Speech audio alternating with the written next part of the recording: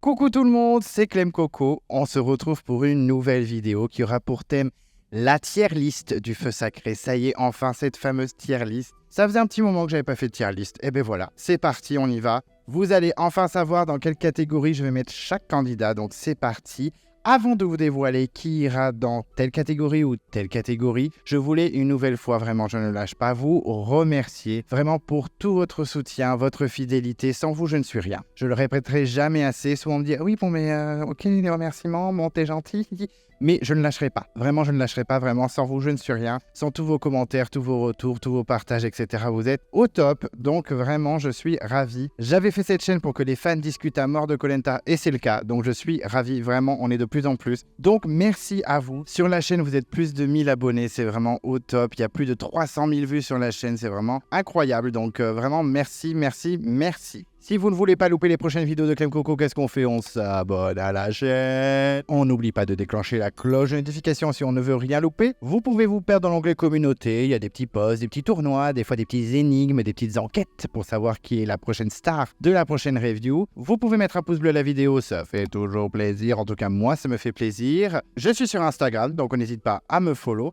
Et donc c'est parti, on va découvrir dans quelle catégorie chaque candidat se trouve dans la tier list de Clem Coco. Et donc un rapide rappel des catégories avant de commencer cette tier list et de balancer les noms, de un peu jeter les candidats sous le bus, parce que Clem Coco est rigolo, mais Clem Coco est perfide aussi, il faut pas oublier. Mais toujours dans le respect et la bienveillance, on parle des candidats, pas de l'humain, surtout faites attention. C'est quand même une grosse différence, donc souvent je le répète, mais c'est vrai, on juge le candidat dans l'aventure et pas du tout l'humain. En tout cas, il y a 5 catégories. La première catégorie, c'est la meilleure, c'est crème de la crème. Donc vraiment, ça c'est la catégorie où il faut absolument être. Alors c'est pas forcément parce qu'on a des 4S qu'on est dedans. Moi je me souviens d'une Chantal qui est dans la crème de la crème. Oui, je spoil mes autres tier list. Chantal est dans crème de la crème alors qu'elle a un social dégueulasse. Ou alors j'avais mis Nicolas de Thaïlande dans crème de la crème alors que stratégiquement, bon, hein, c'est pas foufou.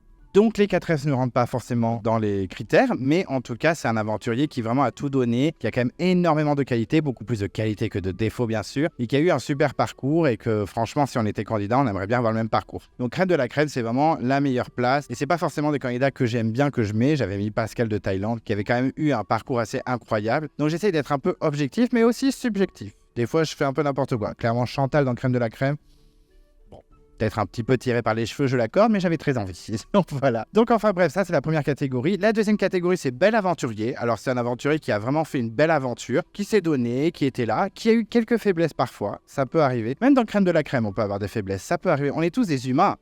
On n'est pas que des aventuriers, des machines de guerre. En tout cas, c'est une catégorie plutôt correcte, ça fait plaisir. On peut largement revenir dans un All-Star avec cette catégorie. On va pas se plaindre, c'est une bonne catégorie, un aventurier qui a tout donné, qui aurait pu faire peut-être mieux. Il aurait pu être dans crème de la crème, mais en tout cas, ça fait quand même plaisir. Bel aventurier, c'est quelqu'un qui s'est donné à fond, qui a joué comme il pouvait, qui a tout donné. Donc voilà, c'est une très belle catégorie. Troisième catégorie, c'est bien mais pas top, c'est un candidat qui était là. Voilà, il était là dans l'aventure, il était présent, on l'a un peu vu, des fois il était peut-être un peu fantôme. Je commence à spoiler ma tier list. Mais en tout cas, il était quand même un peu présent, mais il aurait pu donner vachement plus. C'est des candidats un peu au second plan, pas qui servent de tapisserie non plus. Ça, c'est plus la dernière catégorie. Mais c'est des candidats qui vraiment, bon, bah, ils étaient là, c'est cool. Il y a eu quelques petits bons moments, des petits pics dans leur courbe d'aventure, mais c'est pas non plus incroyable, quoi. Donc voilà. Je pense que vous pouvez deviner quelques candidats qui y sont déjà. Hein. Moi, clairement, dès que j'ai fait la tier list, je fais toi. Bien mais pas top, direct. Enfin bref, c'est une catégorie pas folle, ça permet pas de refaire un All-Star pour moi. Moi si je mets un candidat dans cette catégorie, ça veut dire qu'il ne mériterait pas forcément de revenir. Voilà, c'est que mon avis, mais des fois on a des candidats qui étaient nuls dans leur première saison et qui sont revenus en étant en mode « Ah bon, ça revient. » Et finalement, dans l'All-Star, ils étaient fous. J'ai pas d'exemple. Si, il doit y avoir des exemples. Bon, je vous laisse réfléchir. N'hésitez pas à mettre en commentaire des exemples de candidats qui ont fait une saison bof, leur première saison, et en All-Star, ils ont été incroyables. Ou beaucoup mieux, disons. Enfin bref, tout ça pour dire que c'est une catégorie pas très agréable et c'est pas très cool d'y être. Ensuite, on a une catégorie qui s'appelle partis trop tôt. Alors, partis trop tôt, c'est des candidats qui ont quitté l'aventure avant la réunification. Souvent, dans cette catégorie, je ne mets pas les candidats qui ont fait la réunification parce que je me dis, bon, ils ont quand même fait plus de la moitié de l'aventure, c'est déjà pas mal. Partis trop tôt, c'est vraiment ceux qui sont partis avant la réunification et qui, ont pas forcément ultra bien joué, on est d'accord, sinon ils seraient restés dans le jeu, ou alors qui ont été évacués médicalement, etc. Mais qui auraient pu aller beaucoup plus loin. En tout cas, s'ils avaient été plus loin, j'ose espérer qu'ils auraient pu donner vachement plus, ils auraient pu créer la surprise, ou en tout cas faire de belles choses. Ce n'est que mon avis, je vous ai dit, c'est objectif, subjectif, c'est un petit peu mélange. En tout cas, c'est une catégorie qui est plutôt sympa parce que ça donne envie de revoir le candidat. Donc clairement, si on est dans cette catégorie, on peut faire un All-Star largement. Et la dernière catégorie, c'est mais. Alors là, cette catégorie, c'est nul, c'est 0, c'est l'aventurier n'a pas fait grand-chose. L'aventurier n'était pas incroyable, on va pas se mentir, il n'a pas pu montrer grand-chose. Des fois, dans mai, il y a souvent les premiers candidats qui ont été éliminés tout simplement parce qu'ils n'ont pas eu le temps, en fait, de prouver de quoi ils étaient capables, etc. Il y a des fois, c'est pas forcément leur faute, mais quand c'est des candidats qui sont restés un peu longtemps et qui sont allés même jusqu'en réunification et qui sont dans cette catégorie,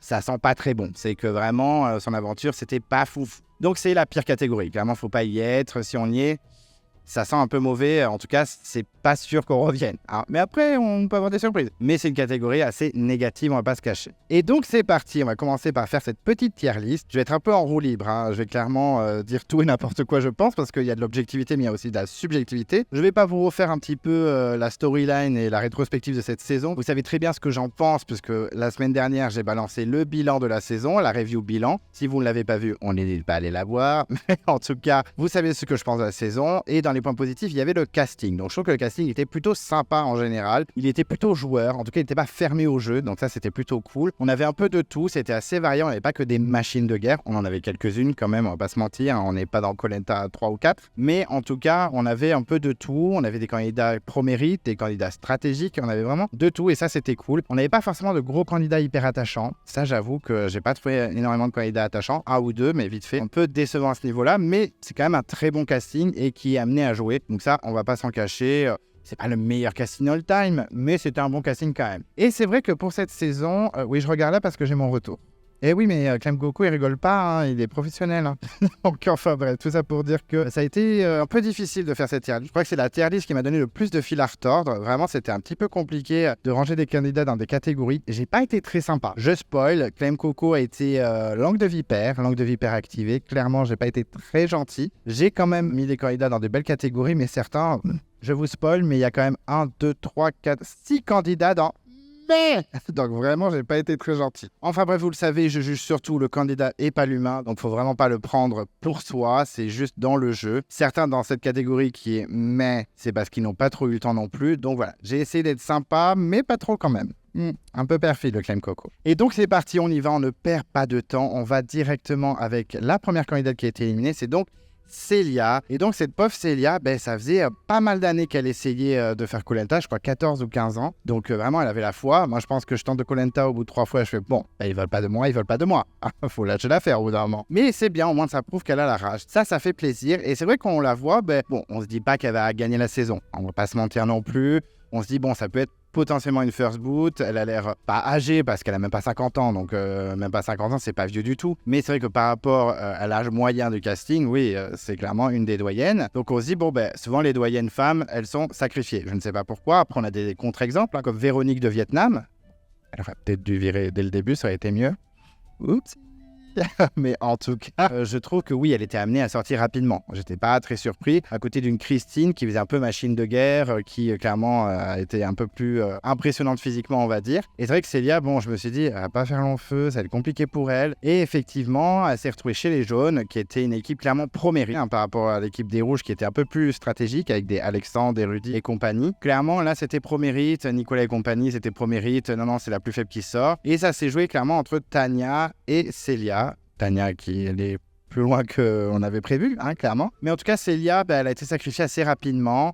C'était pas la grosse surprise. C'est vrai qu'elle avait commencé à faire des petites stratégies. Elle n'était pas inintéressante. Vraiment, il y avait quand même des petits moves qu'elle tentait. Elle commençait à se rapprocher un peu de toutes les brebis galeuses, c'est-à-dire Benjamin, Tania. Elle avait commencé à se rapprocher de Gilles, qu'elle ne pensait pas aussi liée avec Nicolas et compagnie. Elle avait essayé avec Laura. Enfin, on sentait qu'elle essayait de se sauver quand même. Et elle s'est un peu fait blindside. Alors moi, je ne dis pas que c'est un gros blindside de la mort, mais elle s'y attendait pas. Clairement, elle le dit, je m'attendais pas à ce que Tania et Benjamin me suivent pas. Bon, ben voilà, elle s'est fait blindside. Je pense que si elle était restée un peu plus longtemps, elle aurait pu être intéressante, mais j'ai mes doutes. Clairement, je suis pas sûr à 100% qu'elle aurait retourné le game non plus. Je pense qu'elle aurait quitté l'aventure quelques épisodes suivants, elle n'aurait pas fait la réunification. Donc c'est pour ça que la pauvre Célia, je l'ai mise dans la catégorie mais vraiment, ça me fend un peu le cœur parce qu'elle avait beaucoup de motivation, elle avait l'air, franchement, bien impliquée dans le jeu. Elle a essayé de se sauver un petit peu. Bon, c'était pas la folie non plus, mais voilà, j'ai préféré la mettre dans mai parce que je pense qu'elle n'aurait rien donné de fou par la suite. Après, facile de dire ça, on refait pas le monde. Ça se trouve, elle aurait retourné le game en mode Cindy. Parce que souvent, tout le monde parle de Lisa, de Raja Ampat en mode ouais, c'est fait éliminer en première. Si elle était restée, elle aurait retourné le game.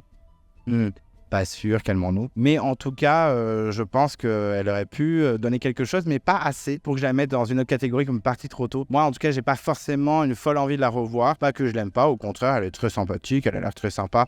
Mais bon, voilà. C'est un peu dommage qu'elle sorte aussi vite parce qu'elle a grave tenté de faire le casting 1000 fois. Et voilà. Désolé, Célia. Ensuite, on passe au deuxième candidat qui a quitté l'aventure et c'est donc Emin qui a été éliminé par ses camarades rouges. Et c'est vrai que Emin, il est un petit peu au-dessus de Célia, quand même, faut pas déconner. C'est vrai que bon, le mec, il était déterminé. Il a passé 20 fois le casting depuis la saison 1 ou 2, donc clairement... Wow, tu as vraiment la rage. Mais je pense que malheureusement pour Emin, c'était un peu trop tard. Il était aussi un des doyens, c'était le plus âgé, il était un peu à part. J'avais l'impression qu'il n'était pas super intégré avec son équipe. Alors il s'entendait très bien avec Alexandre. Je sentais qu'il pouvait s'entendre bien aussi avec Christine ou Anne-Sophie. Mais finalement non, tout le monde l'a remercié, il était menacé direct. C'est vrai que sur les épreuves, c'était pas la folie, hein. C'était clairement pas le leader. C'est vrai qu'on a viré assez rapidement Alexandre, par exemple, qui était clairement pas un boulet pour son équipe, hein, sur les épreuves, loin de là. C'était pas le meilleur, mais c'était pas un boulet. Alors que Emin, on voyait bien sur les épreuves, surtout sur l'épreuve où il devait faire monter des espèces de petits bouts de bois pour faire allumer la flamme ou je sais plus quoi. Et c'est vrai qu'on le voyait courir, c'était un peu... la galère. Ah oui, c'est ça. Il avait enflammé le petit flambeau et puis après, il courait pour le ramener à son équipe. Et en fait, le flambeau s'est éteint. Il a dû retourner en arrière. J'étais en mode oh là là. Ah non, mais là, Emin, ça va sortir, hein, clairement. Donc, c'est vrai qu'en épreuve, il n'était pas fou. Mais par contre, il a vraiment tenté de s'en sortir. Il a vraiment cherché partout des armes secrètes, des colliers. Il a trouvé une arme secrète. Je sais même plus ce que c'était l'arme secrète. C'était un vote en plus, je crois. Donc, bon, c'était pas fou, étant donné que tout le monde voulait voter contre lui. Même si Alexandre, par exemple, a voté contre lui parce que il voulait pas trop s'afficher. Hein. Même si Emin, après, il a fait. On avait une stratégie avec Alexandre pour sortir Elena.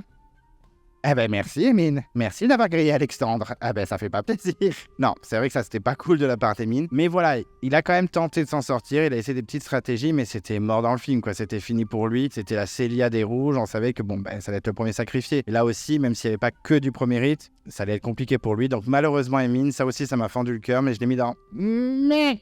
Parce qu'honnêtement, je pense qu'il aurait rien fait de plus dans l'aventure. Certes, il était intéressant, il aurait pu être super sympa dans les épisodes et tout, mais je pense que dans le jeu... Après, on refera pas le monde non plus, comme je disais pour Célia. Mais franchement, pas grand intérêt pour moi. J'avoue, quand il est sorti, j'étais un peu triste parce que bon, il a passé 20 fois le casting. Et surtout pour mon Alexandre, parce que Alexandre s'est retrouvé grave dans la merde. En plus, il l'a affiché. Donc je me dis, Alexandre, c'est le prochain. Ça a été le prochain en plus. Ça m'a beaucoup énervé. Mais en tout cas, voilà, je me dis, Emin, en fait, c'est trop tard pour lui. C'était trop tard pour lui. Il aurait dû être pris avant. Dommage. Désolé, Emin. Ensuite, troisième candidat éliminé de l'aventure. Et ça m'a bien mis colère. Mais ça, je pense que vous en doutez un petit peu.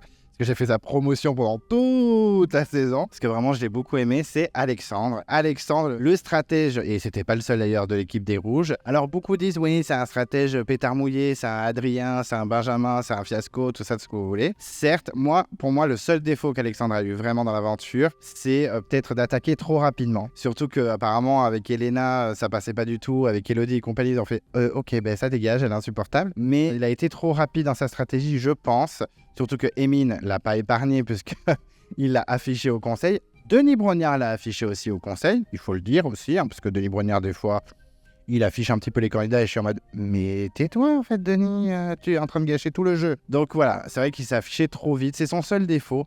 Mais après, moi, j'ai adoré. Moi, j'ai adoré sa personnalité, je l'ai trouvé super fun. En plus, honnêtement, il y a pas mal de moments où je me suis dit « Oh, on dirait tellement moi. » Alors, il n'est pas frère jumeau, mais je pourrais réagir exactement comme lui. Il y a plein de moments où je me suis dit, putain, c'est tellement moi. Donc je me suis vachement vite accroché à ce candidat. Je l'ai trouvé hyper attachant, malgré ce côté stratège. C'est un peu comme Adrien des 4 terres. Tout le monde me dit, ah, il sert à rien et tout. Mais moi, le Adrien, je l'ai trouvé attachant.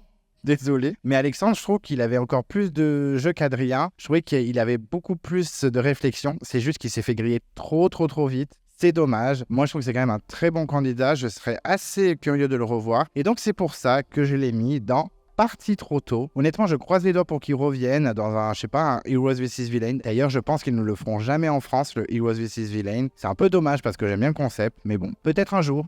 Croisons les doigts, on sait jamais. Mais en tout cas, je trouve que c'était un beau candidat. Je sais que chez les fans, il y a une partie qui l'adore et les autres, c'est en mode, on s'en fout. Ben, moi, je trouve qu'il était quand même assez intéressant, et pas que sur le côté stratège, ou qu'il était stratège, était rigolo, tout ça, mais il y avait le côté aussi attachant. Je le trouvais quand même assez attachant. Puis voilà, moi je l'aimais bien, il était pas nul dans les épreuves, il avait des bonnes réflexions. C'est dommage, bon, mais c'est comme ça, il est parti, mon petit Alexandre. Moi, c'est mon coup de cœur de la saison. Ça faisait longtemps que j'avais pas eu un aussi gros coup de cœur. Je crois que le dernier, c'était Alexandra des Quatre Terres, même si j'ai bien aimé Vincent des Armes Secrètes et que j'ai bien aimé François du Totem Maudit et tout ça, même Olga. Mais vraiment, Alexandre, j'ai adoré, je le trouve super. En 3 épisodes, il m'a vraiment marqué. Je trouve que c'est un beau gâchis, donc on sait jamais.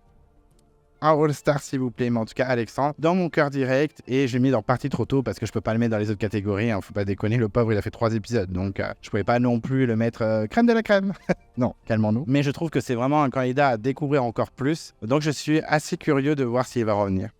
On verra. En tout cas, big love sur Alexandre, je l'aime vraiment beaucoup, ça faisait longtemps que j'ai pas eu un coup de cœur comme ça, donc partie trop tôt, c'est en gros pour souligner, il faut qu'il revienne.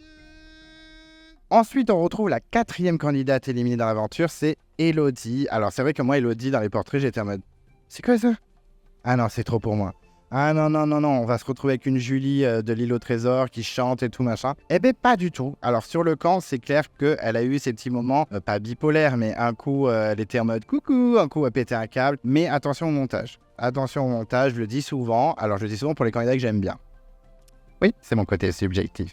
Mais je trouve que elle a eu un montage dégueulasse. Vraiment, Elodie a eu un montage dégueulasse par la prod. On a l'impression que c'est juste une tarée, en fait, alors que je pense qu'elle a plus de profondeur que ça. Elle est beaucoup plus sensible. Je pense qu'elle est beaucoup plus intéressante qu'on ne le croit. Et c'est vrai que je trouve qu'au niveau du montage et au niveau de la storyline dans Koh Lanta, elle a été massacrée. Donc non seulement elle a un montage hystérique, c'est vrai que moi, ça m'avait un petit peu amusé, la meuf qui dit « Ah, vous allez vous isoler dans la forêt pour bien parler de moi et bien voter contre moi. » Mais après, on n'a pas tous les tenants et les aboutissants. Ça se trouve, elle avait entendu des trucs, ça se trouve, elle voyait bien que les gens étaient contre elle. En plus, il y a eu le drama du poisson et tout ça. Enfin bon, c'est vrai que le montage était un peu hardcore. Et en plus, le swap a été un peu violent avec elle puisqu'il y a eu une épreuve éliminatoire. D'ailleurs, la seule épreuve éliminatoire dans le jeu. S'il pouvait ne plus en avoir d'épreuve éliminatoire dans le jeu, ce serait pas mal. Mais là, il n'y en avait qu'une. En plus, le feu, bon, ça met tout le monde à égalité, ça passe. Mais ma pauvre Elodie s'est fait massacrer à cette épreuve. Elle est arrivée dernière et a quitté le jeu. Elle n'a même pas pu profiter de sa nouvelle équipe parce que je pense que si elle avait changé d'équipe, peut-être qu'elle se serait fait de nouveaux amis et qu'elle aurait fait de nouvelles alliances. Je ne sais pas parce que je pense qu'elle était assez ouverte au jeu. À la stratégie, elle était assez proche d'Alexandre. Donc je pense qu'ils avaient des idées derrière la tête, sûrement pour éliminer les grosses têtes. Mais en tout cas, Elodie, j'ai décidé de la mettre dans partie trop tôt. Tout simplement parce que déjà, elle a été massacrée et je trouve qu'on n'a pas assez vu d'autres facettes de sa personnalité. On a juste vu la fofolle un peu tarée. Et c'est vrai qu'au début, moi, j'étais pas du tout attaché à ce candidat. J'étais en mode, oh là là, ça va être impossible. Et en fait, vraiment, j'ai adoré dans le jeu. Je l'ai trouvé super solaire. Et c'est vrai que ces changements de tempérament, même si le montage était un peu dégueulasse, c'était un peu en mode, on se fout de sa gueule. Moi, j'ai aimé ce côté-là. Je pense qu'elle est vraiment intéressante. Je pense qu'on n'a pas assez gratté sur sa personnalité. C'est un peu dommage. Donc, moi, Elodie, j'aurais bien aimé qu'elle tienne plus longtemps. Je pense qu'elle aurait pu faire des petits trucs, honnêtement. Après, comme j'ai dit, on refait pas le monde. Ça se trouve, elle aurait viré au l'épisode suivant. Je ne sais pas. Peut-être que Anne-Sophie aurait dégagé avant. Ça n'aurait pas été plus mal. Mais en tout cas, voilà. Je trouve qu'Elodie, c'est en mode soutien. Je trouve qu'elle a été massacrée. C'était dégueulasse. Et je trouve qu'elle est un peu plus que ce qu'on a vu. En tout cas, un peu moins caricaturale et un peu moins... Voilà. Je trouve qu'ils ont abusé dans le montage et ainsi que dans la storyline. Donc, big up à Elodie. Soutien. Ensuite, on passe au 5e candidat éliminé. C'est donc Benjamin qui n'a pas du tout été éliminé puisqu'il a abandonné. Abandonné volontairement. Donc, bon. On se souvient, le retour de Tania, c'est de la triche, la prod s'est arrangée, enfin bref. Moi, Benjamin, j'ai jamais été attiré par ce candidat. Dès le portrait, j'ai fait « Oh là là ». Et je sentais qu'il n'était pas motivé dès le début, surtout avec son binôme avec Tania, où c'était un peu en mode la ville a des cœurs brisés, on va pas se cacher. Mais finalement, il a eu quelques qualités, il a eu quelques moments où il était plutôt bon, sur les épreuves, il était correct, en survie, il était plutôt bon. Et malheureusement, il s'est tapé une otite de l'enfer, donc c'était trop dur pour lui, donc il a quitté l'aventure. Bon, moi, je vais être cash, je l'ai mis dans la catégorie mais... Alors déjà parce qu'il a abandonné. Donc déjà, moi, un abandon, ça va dans cette catégorie directe. Après, je sais pas si je l'ai fait dans les autres tier list. Par exemple, Manon de Johor, est-ce que je l'ai mis dans mai? Que je l'ai mis dans partie trop tôt.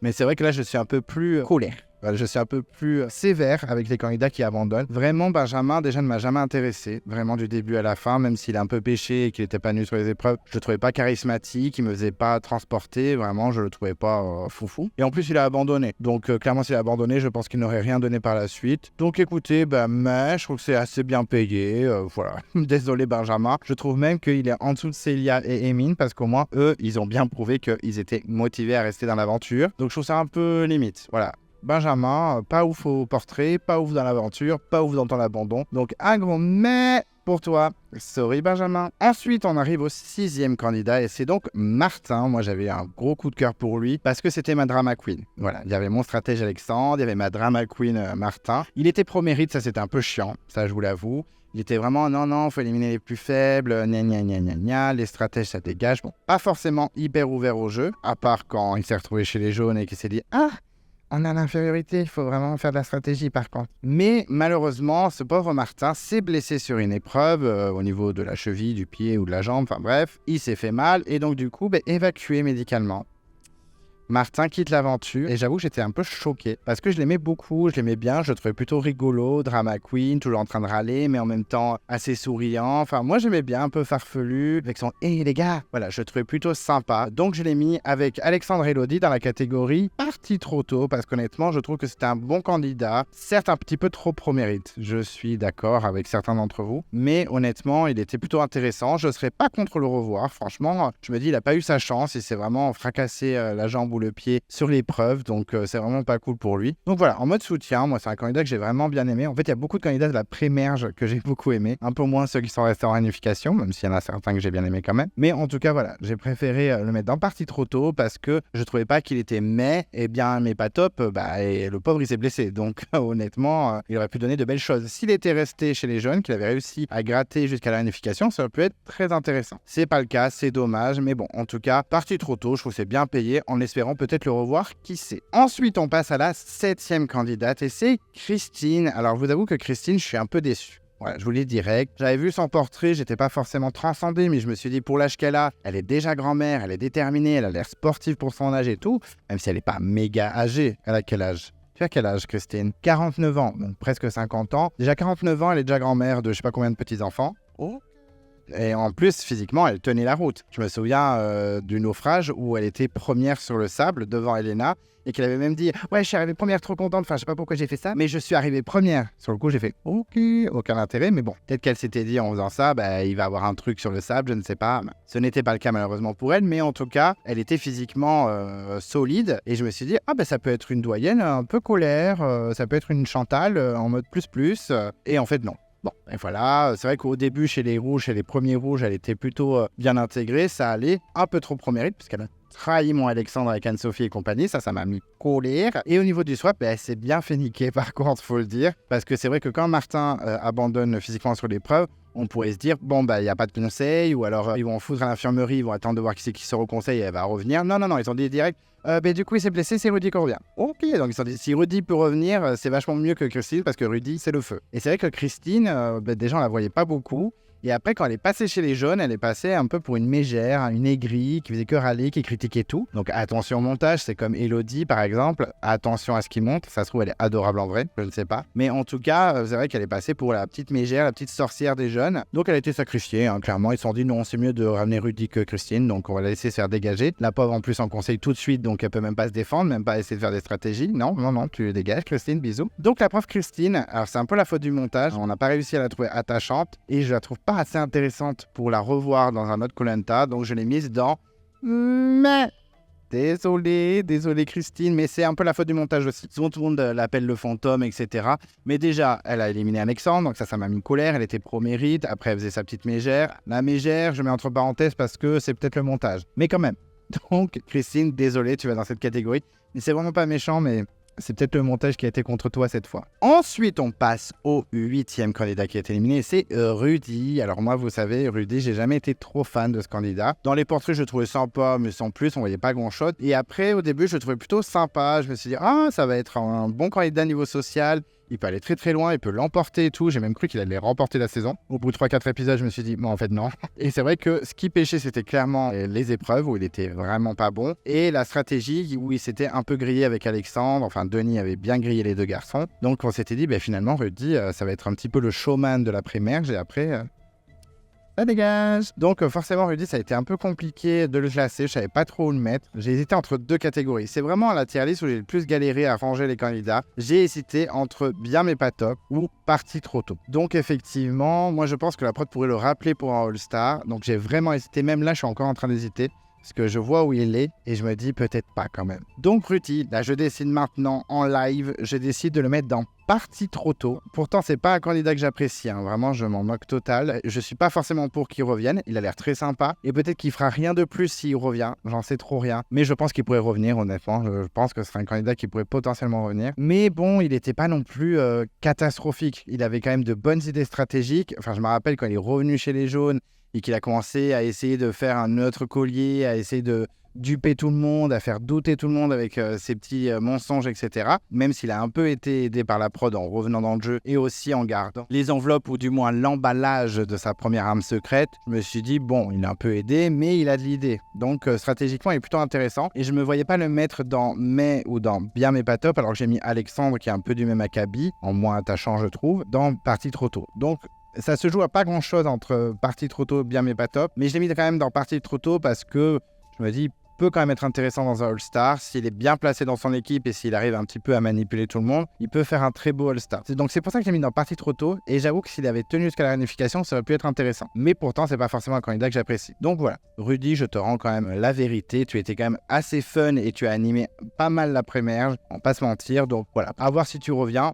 Je suis assez curieux quand même. Ensuite, on passe au 9e candidat qui est sorti de l'aventure, c'est Grace. Grace qui était mon coup de cœur du début de l'aventure, mon coup de cœur des portraits, je l'adorais vraiment, je me suis dit mais c'est trop la base, elle a trop du répondant, un peu trop féministe, un peu trop girl power, il faut pas se mentir, mais par contre je me suis dit mais elle a trop une belle personnalité, elle va pas lâcher, elle a l'air déterminée, machin, etc. Bon, certains d'entre vous m'ont prévenu en disant ouais bon par contre fais gaffe parce que si elle dit gna gna gna je vais jamais lâcher, ça va être des vacances, en fait elle va abandonner, et je me suis dit mais non, t'inquiète, ça va le faire.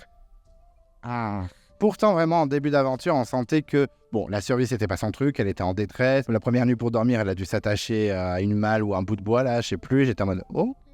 Mais par contre, par la suite, elle lâchait pas dans les épreuves. Elle était plutôt correcte. C'était pas une queen non plus, comme dirait le public lambda, mais elle était quand même assez correcte. Stratégiquement, elle était hyper bien placée. Elle était proche de Gilles, elle était proche de Frédéric, elle était proche de Nicolas, elle s'entendait bien avec Clémence. Enfin, vraiment, elle était assez bien placée. Socialement, tout se passait bien. Donc, moi, je voyais vraiment Grace aller très très loin. En plus, elle arrive aux ambassadeurs. On s'est dit, bon, elle est conquérante, elle va pas lâcher, elle va sacrifier même une Tania potentiellement chez elle ou une Julie. Ou alors, elle va tout faire pour que Quentin lâche le nom d'Esteban ou Anne-Sophie, ce qu'elle a un petit peu essayé de faire. Mais en tout cas, on sent qu'elle est déterminée et je pense honnêtement, vraiment, je pense que si elle avait tenu et qu'elle serait allée en réunification, ça aurait pu être intéressant. Honnêtement, je pense que ça aurait pu être intéressant. Donc honnêtement, ça peut être une très grosse candidate et une candidate super intéressante. Et j'en étais convaincu jusqu'à l'épisode des ambassadeurs. Et là, je dois vous avouer que Grace est ma plus grosse déception all-time de tout Koh Lanta parce que j'avais mis tellement d'espoir en elle. J'avais tellement adoré dès le début de la saison, tous les épisodes, même l'histoire avec Martin où pas mal d'entre vous ont dit « Ah, elle est pas très gentille, elle est méchante et tout ». Moi, j'avais trouvé ça un peu rigolo. Oupsie, pourtant j'adore Martin. Mais honnêtement, moi j'y croyais à mort et tout. Et en fait, non. Dès que l'épisode des ambassadeurs a commencé, je l'ai trouvé tellement désagréable. C'était plus la même Grace, elle était vraiment méchante. Elle était hardcore. Même Anne-Sophie et Esteban, surtout Anne-Sophie, j'en avais rien à faire à ce moment-là. Mais là, j'ai trouvé ça vraiment trop violent. J'ai pas compris, elle a vrillé. Et en fait, très vite, on découvre qu'elle abandonne. Donc là, moi, tout s'est écroulé autour de moi parce que vraiment, je la défends depuis le début. Pas mal d'entre vous me disaient, mais non, mais Grace a un scandale, elle est hyper désagréable, elle est pas gentille, en plus, elle est girl power, elle est chiante. Et moi, je la défendais de ouf. Et là, je vois ça, j'étais en mode, what? Donc vraiment, plus grosse déception all-time de tout Koh Lanta. Vraiment, je suis jamais passé de wow à... C'était une de mes préférées, même vraiment avec Alexandre, c'était limite un duel au début, en mode c'est qui mon préféré, je ne sais pas. Et puis au fil des épisodes, je commençais à dire ouais bon elle est sympa, mais des fois elle est un peu chiante, mais ça va, je l'aime bien quand même et tout. Et puis vraiment aux ambassadeurs, j'ai fait c'est quoi ça? Donc vraiment choqué, donc là je vais être ultra violent. Franchement j'ai beaucoup hésité, mais quand même il faut le dire, j'ai mis Grace dans... Vraiment déjà parce que c'est ma plus grosse déception. Vraiment, j'avais tellement d'espoir en elle, je l'aimais tellement dans les premiers épisodes que quand j'ai vu ça, j'étais en mode mais c'est une blague en fait. Et après, elle a abandonné. Donc forcément, je peux pas non plus être hyper tolérant. On peut pas débarquer dans koh passer un casting de 1 an alors qu'il y a 50 000 candidatures et abandonner. Surtout qu'elle était en super bonne position. Et Benjamin, bon, ça excuse pas, mais Benjamin, bon, il avait une otite de l'enfer. Il n'était pas forcément en bonne position stratégiquement dans l'équipe. Il avait perdu Tania. Bon, allez, ciao, bisous, il en peut plus, il est jeune. Je pense qu'il a sous-estimé l'aventure. Bon, ça dégage. Mais Grace, certes, t'en pouvais plus, ta famille te manquait tout, mais... Sérieux meuf, t'es hyper bien calé. En plus, t'as réussi à avoir la boule blanche aux ambassadeurs, t'es en bonne position, tu vas dégager les Anne-Sophie et compagnie. Et non seulement t'es désagréable aux ambassadeurs, t'es désagréable auprès du camp quand tu dis à Anne-Sophie et Steven qui servent à rien et tout. Et après, tu abandonnes en pleurant. Ah non, c'est trop pour moi. Pourtant, je pense que c'est une super femme dans la vie. Je répète, je juge la candidate et pas la personne. Je suis sûr que si un jour je suis amené à la rencontrer, je vais grave bien m'entendre avec elle. Qui sait, ou peut-être pas, j'en sais rien. Mais en tout cas, là, dans l'aventure, mais grosse déception. Mais je pense que si ça avait été Anne-Sophie, j'aurais fait « Ok, abandonne, ciao ». Mais la Grace, je l'aimais tellement que du coup, la chute a été très forte. Donc désolé, Grace, c'était violent, mais je peux pas là. Là, c'est pas possible, Grace. Ensuite, 10e candidate, et c'est ma préférée de la saison, non, je rigole, c'est Anne-Sophie, que certains d'entre vous surnomment Anne-Sot ou Anne-Flop. Je trouve pas ça très gentil, vraiment, calmez-vous. Alors moi, Anne-Sophie, clairement, je crois que le premier épisode, j'ai trop kiffé. C'est surprenant, pourtant j'avais pas trop aimé le portrait, où elle parle de ses parents, c'est mignon, mais elle pleure devant ses parents en disant qu'elle va faire koh j'étais en mode ok, too much. Mais bon, je me suis dit, elle a l'air quand même sympathique. Premier épisode, moi j'ai trop aimé parce qu'elle taillait de ouf Elena. Bon, c'est pas très gentil pour Elena que finalement j'ai fini par un peu apprécié, j'avoue. Mais je m'étais dit, elle est plutôt sympa, je pense qu'elle va foutre un peu le bordel. Et en fait, pas du tout. Pas du tout. En fait, d'un coup, je sais pas, deuxième épisode, elle s'est dit, non, c'est mieux le mérite. C'est mieux. Surtout venant d'une personne qui est absolument nulle dans les épreuves. Donc ça me dégage des Alexandre, des Émine, des Rudy, parce qu'on s'est dit que c'est les plus faibles sur les épreuves et qu'elles votent au mérite. Mais pourquoi tu votes pas contre toi, en fait? Pourquoi tu mets pas Anne-Sophie? Parce que dans les épreuves, c'est un fiasco, Anne-Sophie. Vraiment, c'est une catastrophe. Peut-être pas toutes, mais sur certaines épreuves, je suis en mode... Elle est sérieuse? Et il y a même des Quentin et des Frédéric, même si je trouve que Quentin et Frédéric avaient été un peu violents avec Esteban et Anne-Sophie. Je m'étais dit, mais vraiment, tout le monde remarque que tu es nul, alors arrête de voter au mérite, fais de la stratégie. Si tu avais voté avec Alexandre, Émine et compagnie, tu serais allé beaucoup plus loin. Donc vraiment très déçu. Et donc, j'ai pas pu me retenir. C'est mon côté vipère. Je l'ai mise dans... Là. Désolé Anne-Sophie. Franchement, non, c'était pas possible. Je trouve que tu étais tout le temps en contradiction. Contradiction Anne-Sophie, ça ne lâche pas vraiment à chaque fois. Et je vote par machin parce que c'est le plus faible. Mais c'est toi la plus faible en fait, Anne-Sophie. Ça me rappelle vraiment Inès dans l'île des héros qui est en mode non mais maintenant je vais voter au mérite et tout. Et Denis qui lui dit oui mais si on vote comme ça, c'est vous qui devrez sortir. Ah. Mais c'est un peu le même délire, Anne-Sophie. Donc voilà, et puis même à la finale, voter pour Frédéric parce que vraiment, c'est le plus méritant. De toute façon, elle ne pouvait pas fifrer Tania. D'ailleurs, elle avait sorti aussi parce qu'elle disait qu'elle était faible. Anne-Sophie, arrête de te mentir. Mais en tout cas, voilà. Bon, je juge quand même que la candidate. Ça se trouve, humainement, elle est super sympa. Je m'entendrai grave bien avec elle. Mais là, dans l'aventure, c'était pas possible. Contradiction girl, c'était ingérable. Vous le savez que je n'aimais pas spécialement cette pauvre Anne-Sophie. Je pense pas qu'elle soit méchante, mais vraiment, ses votes n'avaient pas de sens, ses performances étaient catastrophiques. Voilà quoi. Fallait suivre Alexandre, tu serais allé plus loin. Ensuite, on passe à la 11e candidate et c'est Elena, la pauvre Elena qui s'en est pris plein la gueule pendant l'aventure par le public et sur Twitter. Clairement, elle n'a pas été épargnée. Alors moi, j'avais détesté au portrait. J'étais en mode, wow, calm down, girl. Parce que vraiment, elle donnait tout physiquement. Elle était en mode, ouais, moi, je dors 8 heures par nuit. Enfin, 8 heures par nuit, elle dit. Je dors 8 heures par nuit, je mange hyper équilibré. Moi, je pense que je suis une source d'inspiration pour beaucoup de monde. J'étais en mode, ok, calm down. Et en fait, finalement, au fil des épisodes, je l'ai trouvé plutôt agréable. C'était pas forcément un coup de cœur, j'ai préféré largement Laura ou Clémence, mais je l'ai trouvé plutôt sympathique quand même. Bon, au début, c'était très rigolo quand tout le monde voulait la dégager, que ce soit Alexandre, Anne-Sophie, Elodie et tout ça. Et ce qui était assez rigolo, même si c'est un peu horrible pour elle, c'était vraiment, ah non, et moi, je me sens super bien dans l'équipe, moi, j'aime tout le monde, c'est trop la base. Et tout le monde derrière qui disait, ah non mais il faut la dégager, elle est insupportable, vraiment elle est ingérable, vraiment j'en peux plus, vraiment sans pitié, ça c'était un peu rigolo, j'avoue. Bon, enfin bref, tout ça pour dire que Elena finalement s'en est pas si mal sortie. Elle a réussi à aller, grâce au pro-mérite et ses petits camarades qui l'ont suivi, jusqu'en réunification. Elle avait pas un social dégueulasse parce que au final, on s'est dit, Frédéric, Clémence, Quentin et tout ça qui ont réussi à dégager des Rudy par exemple ou des Tania, on s'est dit, bon. Ils sont en bonne position, ils pourraient largement viser Elena parce qu'elle est forte. Et non, ils préfèrent viser des Anne-Sophie ou des Esteban. Donc socialement, elle s'est quand même bien entendue avec Clémence. On sentait même qu'il pouvait avoir un trio féminin avec Laura à la réunification. C'est d'ailleurs pour ça qu'elle a été sacrifiée parce que le quatuor masculin, vous voyez que les trois filles traînaient beaucoup ensemble. Donc socialement, elle est pas du tout dégueulasse. Elle s'entendait très bien avec Gilles, parce que Gilles l'avait défendue à un conseil avant bien de la dégager aussi, mais bon, c'est comme ça. Mais en tout cas, je trouve qu'elle avait pas que des défauts. En sport, elle était super forte. En social, elle était pas dégueulasse. En survie, je sais pas trop si elle a fait des trucs. On n'a pas vu grand chose, mais je pense qu'elle était volontaire. Mais par contre, ce qui lui a manqué, c'était la stratégie. Et même elle l'a dit au Prime à la finale en disant, je me suis vraiment lancé dans cette aventure comme une compétition, comme les Jeux Olympiques, quoi.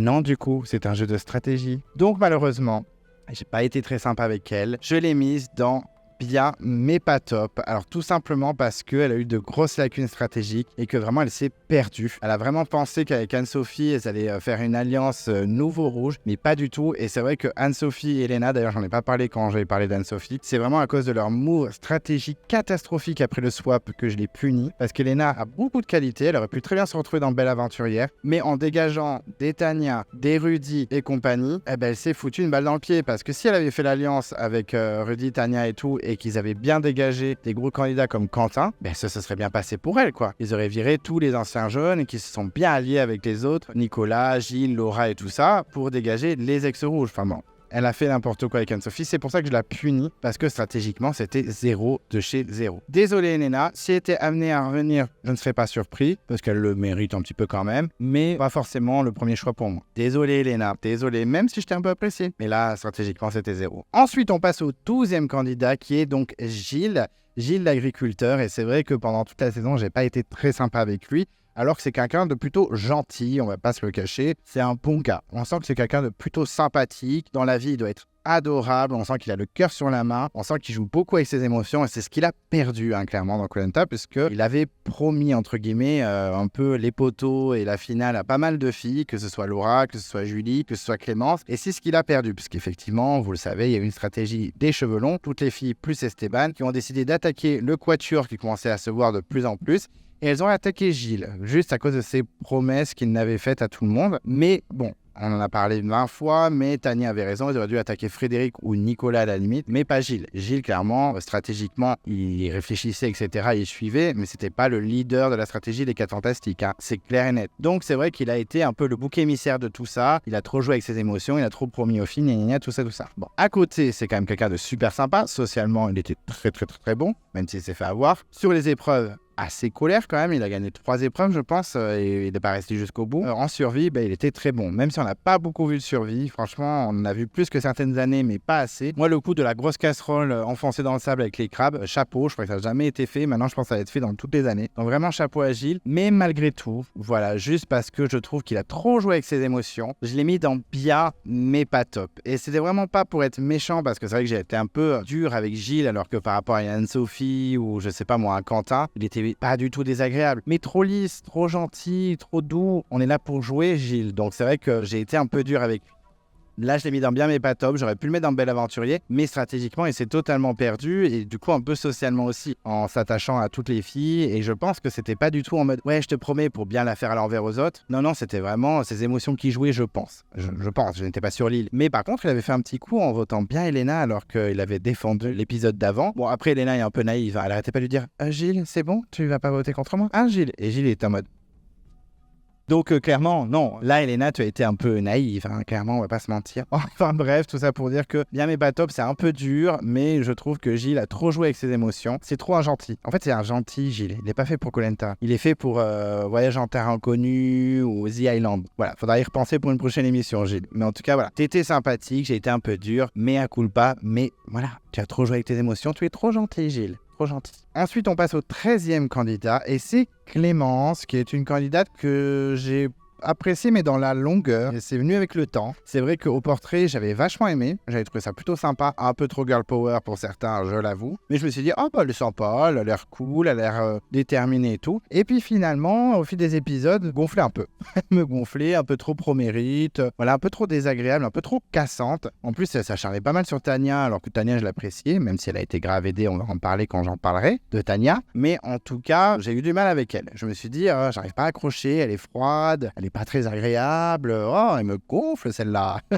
Donc voilà, pas fan, je préférais même Elena à ce moment-là. Et puis au fil des épisodes et surtout à la réunification, je me suis dit, ah ouais, quand même, je la trouve attachante. On commence à un petit peu voir derrière sa carapace commence à se filer. Donc je me suis dit, bon ça y est, je commence à l'apprécier. Sur les épreuves, elle était colère. Et puis socialement, elle jouait bien. Elle avait réussi à se rapprocher des filles, Anne-Sophie et Elena, pour rester jusqu'en réunification. Stratégiquement, elle avait des idées dans la tête. Survie, elle devait faire sûrement des trucs. Là, c'est vrai qu'en survie, on n'a pas vu grand-chose, donc un peu dur. Mais je trouvais qu'elle était plutôt intéressante. Franchement, je me suis dit, finalement, la Clémence, je vais pas mal la soutenir. Et le seul moment où elle s'est un peu perdue, c'est les binômes, puisqu'elle se retrouve avec Esteban, donc clairement, elle est condamnée. Et elle a trop fait confiance à Frédéric, alors que les garçons venaient juste de se faire trahir par la stratégie des cheveux longs. Elle a été un peu naïve. C'est vrai que là, c'était compliqué parce qu'il n'y avait pas beaucoup de binômes. Les binômes sont arrivés beaucoup trop tard. Donc, il y avait peu de candidats, donc peu de combinaisons. Donc, c'était assez compliqué de ne pas voter pour un de ses alliés. Ça, clairement, on va se le dire. Mais voilà, elle s'est un peu perdue. Et c'est vrai que dans cet épisode, même s'il m'a fait un peu rire, alors que c'était un peu horrible pour elle. Elle a pété les plombs, elle s'est acharnée sur Esteban. Pauvre Esteban, lui qui était en train de dormir dans la forêt, bon, ça c'était assez comique cet épisode. Et c'est vrai qu'elle hurlait, elle pétait des câbles, bon c'était compliqué pour elle. Et bon, elle s'est fait blindside, elle y croyait vraiment à l'alliance avec Frédéric, avec sa petite alliance au petit doigt, le petit chèque du petit doigt qui était très important pour elle. Mais bon, Frédéric en avait que faire, il venait de se faire trahir et Gilles avait été éliminé. Il a bien fait, au final, Frédéric a gagné et Clémence a voté pour lui, donc voilà. Mais c'est quand même une bonne candidate malgré tout, c'est le seul moment où je trouvais qu'elle avait un peu péché. Donc c'est pour ça que c'est la première candidate qui se retrouve dans la catégorie bel aventurier, et c'est mérité parce que vraiment, je trouve qu'elle a eu pas mal de bons moments sur les épreuves, en social, etc. Stratégiquement aussi, les cheveux longs, c'était pas mal. Bon, après, elle s'est plantée sur les binômes, c'est dommage. Mais en plus, elle avait pas mal de recul au jury final. Elle a quand même voté Frédéric, alors que ça a été un peu son bourreau, on va dire. Donc, je trouve qu'elle a eu pas mal de recul en tant que joueuse, en tant que aventurière. Vraiment, soyons honnêtes, Clémence mérite cette case de belle aventurier. Elle a été plutôt sympathique à suivre. À la fois, c'était triste pour elle, à la fois c'était beau, à la fois c'était rigolo. Enfin, elle a procuré toutes les émotions et je trouve qu'elle a été fair-play à la fin. Donc chapeau à elle, vraiment bravo à Clémence et ce sera avec grand plaisir que je la reverrai. Chapeau Clémence. Ensuite, on passe au 14e candidat qui a quitté l'aventure et c'est Esteban. Et c'est vrai que Esteban... Bon, il n'a pas fait grand-chose dans l'aventure. C'est vrai qu'on avait un portrait qui vendait un peu du rêve. Personnellement, je ne m'attendais à rien. Mais c'est vrai que, mais aucune promesse tenue. Ça a été un fiasco, stratégiquement fiasco. C'est vrai qu'il a même voté contre ses camarades à la fin. Quand il a voté même contre Anne-Sophie et Elena, j'étais en mode « Quoi ?» Ah oui, non, mais toi, vraiment, tu veux pas aller loin dans l'aventure. C'était seuls alliés, en fait. Donc, un peu surprenant. Bon, heureusement, il a eu la stratégie des cheveux longs qui l'ont un peu sauvé. Et c'est vrai qu'Esteban, mais il a pas donné grand-chose. Sur les épreuves, c'était catastrophique. Socialement, à part avec Rudy et un peu Tania, pas la folie. Survie, il faisait pas grand-chose à part couper du bois. Puis voilà, stratégiquement, zéro idée. Les épreuves, non. Non, pas grand-chose à retenir d'Esteban, mais malgré tout ça, moi, je l'ai trouvé plutôt attachant. Il a surpris à l'épreuve face à Clémence, l'épreuve qui est tombée comme un cheveu sur la soupe. On s'y attendait pas du tout, et d'un coup, il y a une épreuve pour revenir dans le jeu. Ok. Bon, c'est vrai qu'il a pas fait grand-chose, on va pas se cacher, mais moi, honnêtement, surtout vers la fin, je l'ai trouvé plutôt attachant. Moi, il m'a fait pas mal de peine, parce que tout le monde s'acharnait sur lui, donc Clémence, au binôme. Mais bon, il a surpris sur l'épreuve, et puis après, il est revenu, en plus, il s'était fait défigurer la gueule par un insecte ou par un moustique, ou je sais pas par qui. Donc, j'avais de la peine pour lui, même si c'était assez rigolo un petit peu quand même. Mais j'avais un peu de la peine pour lui, j'ai trouvé ça, assez triste. Pour lui tout ça, surtout que le pauvre, il fait une épreuve contre Clémence, donc c'est bon, tu retournes l'aventure. En fait non, il y a encore un conseil et tu dois battre Tania. Bon ça si c'est pas pour aider Tania à mort, on va pas se mentir non plus. Mais en tout cas voilà, j'ai eu de la peine pour lui et c'est pour ça que je l'ai mis dans bien, mais pas top. Il aurait pu être dans mais. Honnêtement, il aurait pu y être. Mais quand même, je trouve que, il était plutôt amusant. Moi, il m'a fait rigoler dans quelques épisodes. Il y a le twist du conseil surprise avec tu dois revenir dans le jeu face à Tania, machin, qui ne l'a pas aidé. Je l'ai trouvé plutôt fair-play. J'ai trouvé plutôt cool au jury final. Donc, voilà, je le mets dans bien mais pas top. Mais je peux comprendre qu'on le mette dans une catégorie beaucoup plus basse. Mais je l'ai bien aimé, Esteban, au final. Moi qui m'attendais à rien. Finalement, il n'a pas fait grand-chose, mais j'ai aimé. Ensuite, on passe au 15e candidat éliminé. Et c'est Laura. Laura que j'ai bien aimé dans son portrait, j'avais beaucoup d'espoir en elle, hein, vraiment. C'est une candidate que je soutenais beaucoup. Ouais, je la soutenais pas mal hein, quand même en début d'aventure. Je mettais beaucoup d'espoir en elle. Je me disais, putain, elle est plutôt intéressante. Elle est un peu mystérieuse. Ça peut être vraiment intéressant pour la suite et tout. Je me suis dit, ça peut être une candidate sympa à suivre, qui peut être stratège, être bonne dans les épreuves, socialement bonne et tout. Bon, toutes les promesses n'étaient pas là. C'est vrai que stratégiquement, elle a eu quelques moves, l'histoire des cheveux longs, etc., on est d'accord. Mais à la fin, elle s'est un peu laissée éliminer. Hein, clairement, elle voyait qu'elle était dans la merde. Bon, elle n'a pas fait grand-chose pour rester dans le jeu. Hein, donc elle s'est laissée éliminer, donc ça m'a un peu déçu. Dans les épreuves, il y en a plein qui disaient que c'était une tuerie. Calmons-nous, elle était correcte, elle était bien, hein, franchement ça allait, mais elle n'était pas folle non plus. Voilà, moi j'ai quand même trouvé attachante vite fait, mais bon, j'ai pas pu m'empêcher, même si je l'aime bien, je l'ai mis dans bien, mais pas top, tout simplement parce que j'avais pas mal d'espoir en elle, et c'est vrai que bon, il n'y avait pas grand-chose derrière. C'est un peu dur parce qu'honnêtement, elle est plutôt sympa et on sent que dans la vie, elle doit être super fun et tout. Mais voilà, j'ai pas trouvé incroyable. Je pense que j'avais trop d'espoir aussi. Je pensais à jouer. Hein. C'est comme quand je suis allé voir le film Mario et que j'ai eu beaucoup d'espoir et que finalement j'ai fait pas ouf.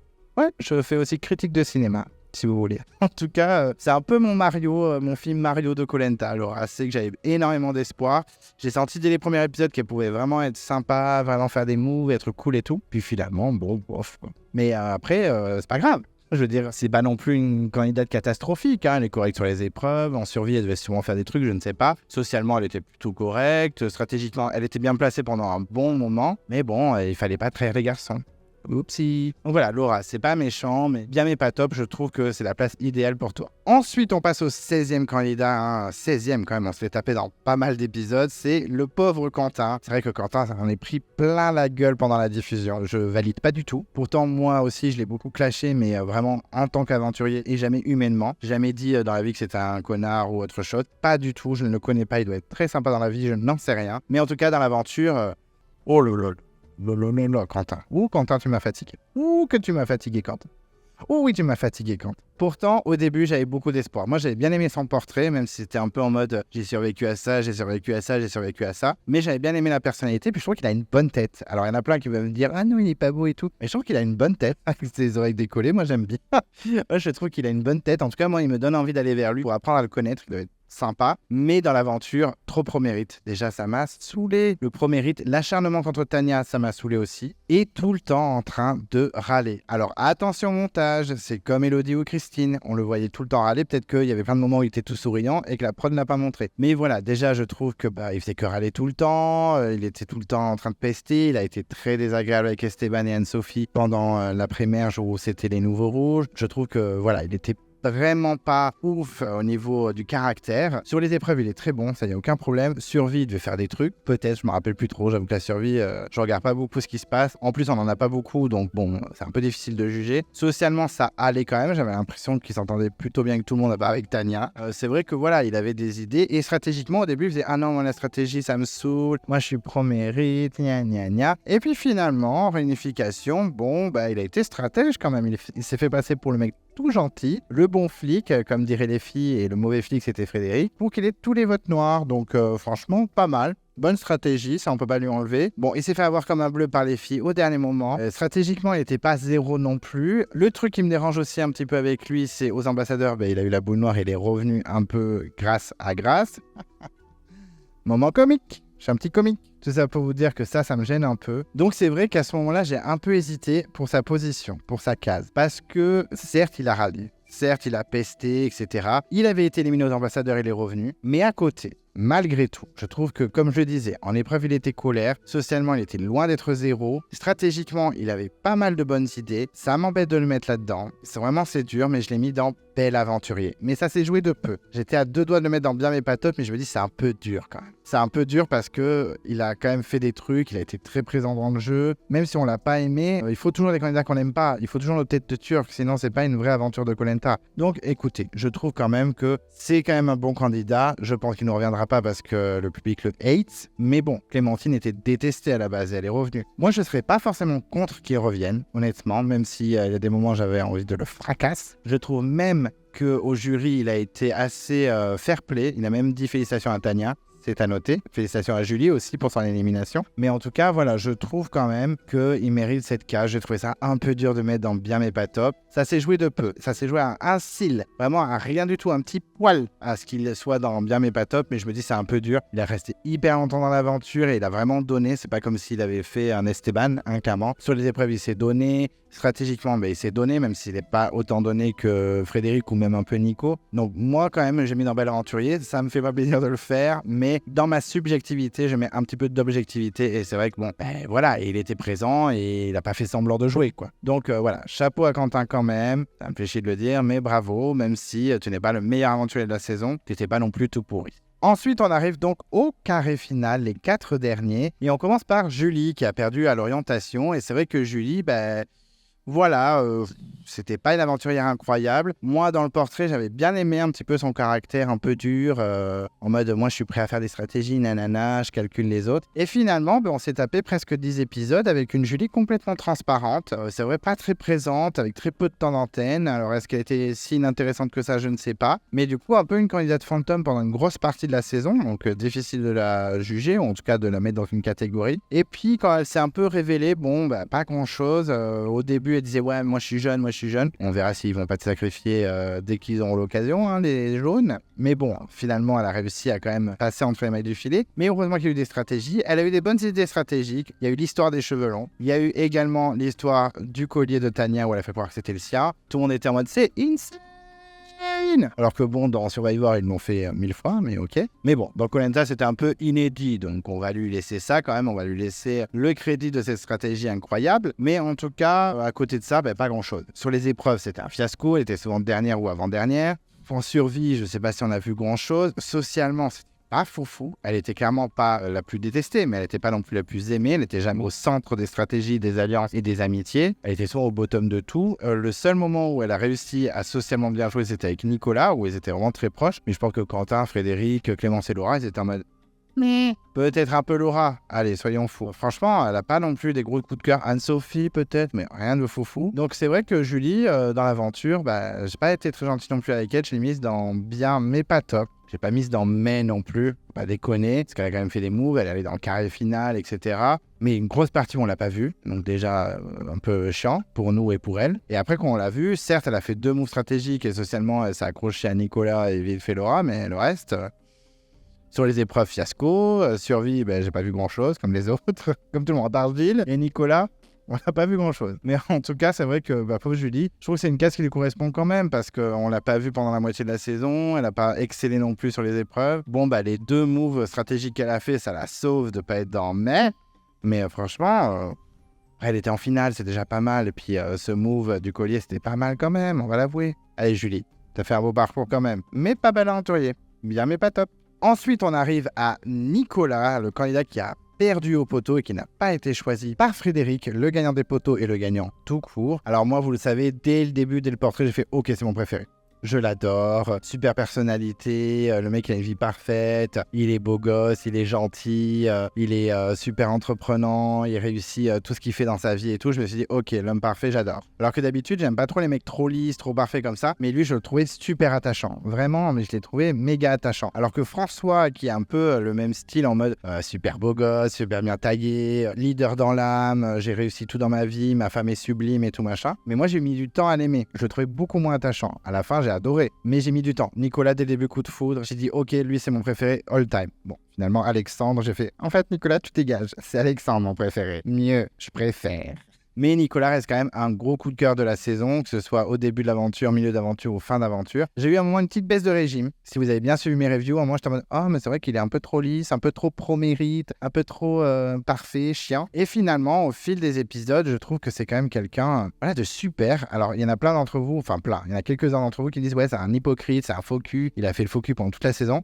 S'il a fait le faux cul pendant 40 jours en mode survie de Koh-Lanta, chapeau. Il a fait une Philippe, le rouquin de Vietnam. Je sais pas comment il a fait. Tous les candidats disaient qu'humainement il était incroyable. Son social l'a sauvé parce qu'au lieu de virer Gilles ou Quentin, les filles auraient pu largement virer Nicolas qui n'avait pas du tout l'immunité à ce moment-là, si je me trompe pas. Est-ce que Nicolas avait l'immunité quand Gilles a se viré ? Peut-être. Mais en tout cas, il aurait pu virer à un des moments, clairement, ils auraient pu le dégager rapidement. Et non, ils l'ont gardé parce que socialement, il était ouf. En plus, il nourrissait tout le monde. En survie, il était trop colère, il pêchait sans limite. Sur les épreuves, il était colère. Il a gagné 4 épreuves, il me semble, c'est le max. Il a quand même le record de la saison avec quelqu'un d'autre égalité, je me rappelle plus. Oups.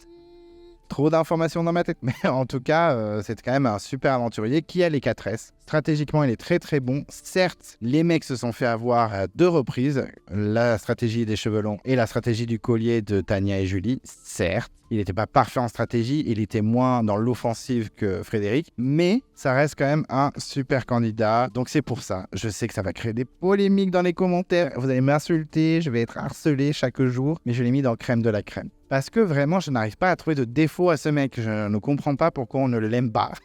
Je ne comprends pas pourquoi on se dit pas, bon, quand même, il est colère. Après, il est trop adulé. Il est surcotaxe sur Twitter, mais de malade. Je suis d'accord avec vous. Quand il est rentré sur le prime et que tout le monde était en mode...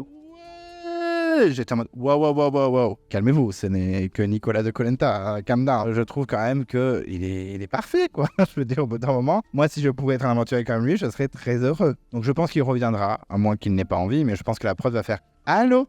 Oui, le prochain All-Star, faut venir, monsieur. Clairement, je serais pas surpris qu'il revienne, mais je le trouve parfait. Moi, je l'aime bien depuis le début. Je le trouve hyper attachant, tout le temps souriant, toujours positif. Tout le monde l'adore. Sur les épreuves, il est colère. En survie, il est colère. Stratégie, c'est pas le meilleur et il s'est fait avoir, mais il est assez colère. Moi, pour moi, il a les 4S. Même si les 4S, pour moi, c'est pas un argument pour être dans le crème de la crème, mais pour moi, il mérite la place. Et ça aurait fait un superbe gagnant. Même si Frédéric ne fait pas un mauvais gagnant, mais ça aurait été un superbe gagnant.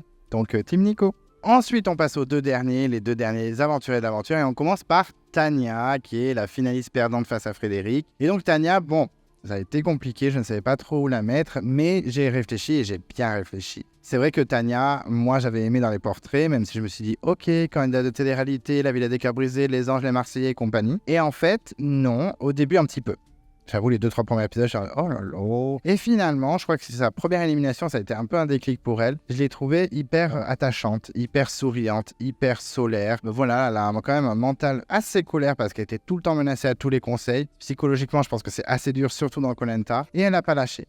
Après, outre ça, j'ai adoré la suivre dans son parcours chaotique, mais il y a beaucoup de problèmes concernant Tania. Déjà, premier problème le plus gros all-time de la saison, c'est qu'elle a été méga aidée par la production. Non seulement elle est revenue après l'abandon volontaire de Benjamin, alors que les abandons volontaires, on le sait, ne sont plus remplacés depuis 2011, mais à la limite, si ça avait été assumé dès le début de la saison. Si dès le début de la saison, Denis avait dit, les abandons volontaires sont remplacés. Là non, ça tombe comme un cheveu sur la soupe. Benjamin dit, j'abandonne, j'en peux plus, je me casse, bisous. Et là, Tania en mode, coucou. Et nous, on est en mode, ok, donc déjà ça m'a saoulé. Et ensuite, elle se refait éliminer sur un conseil surprise un peu traficoté avec Clémence et Esteban qui viennent de s'affronter. Et là, on a encore une nouvelle épreuve éliminatoire pour faire revenir quelqu'un dans le jeu. Elle affronte Esteban, elle gagne. Et là, carrément, elle gagne. Et là, c'est l'Eldorado, quoi. On a un coffre rempli de bouffe, rempli de courrier, avec un indice grave vénère sur un collier. Bon, ben, amenez-la sur la finale, en fait. Amenez-la sur les poteaux et puis donnez-lui les 100 000 € direct. Donc ça, c'est vrai que c'est un gros point noir dans le parcours de Tania. Et ce qui est gênant aussi, c'est que la prod, le montage et Denis Brognard l'encensent en mode